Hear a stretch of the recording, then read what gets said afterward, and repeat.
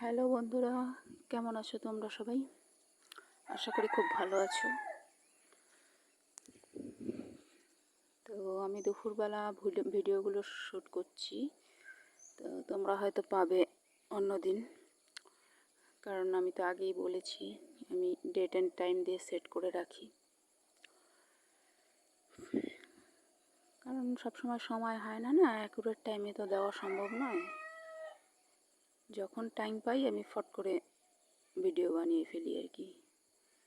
তো দুপুরবেলায় টাইম পেলাম, বানিয়ে ফেললাম। সেটা সেট করে রাখতে হয় কয়েকদিন আগের থেকেই আমাকে, কয়েকদিন পরেরটা শিডিউল ঠিক করে রাখতে হয়। সব কিছুর তো একটা সিস্টেম আছে না, সিস্টেমের বাইরে আমরা কেউ নই। লাইভ আমি কোনো সময়ই দিই না, কারণ লাইভ দেওয়ার মতন সময় হয় না, যখন তখন হয় না। ওই আগেরটা থাকে, শিডিউল দেওয়া থাকে আগের, হয়তো তখন আবার নতুন করে দেওয়া যায় না। সব কিছু সেই জন্য বুঝে শুনে করতে হয়।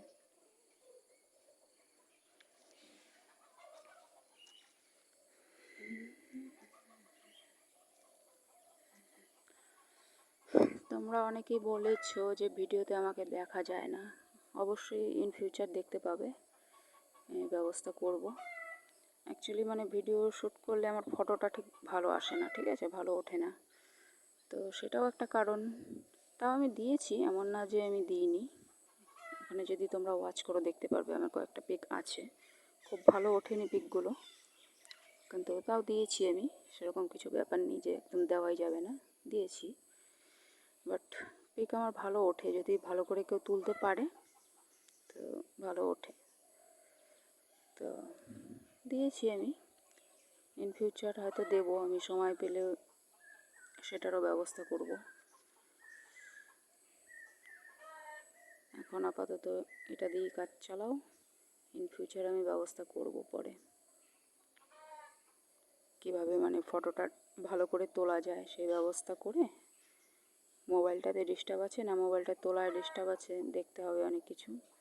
ইন ফিউচার আমি অবশ্যই দেবো, তোমরা বলেছো যখন তোমাদের কথা অবশ্যই রাখবো।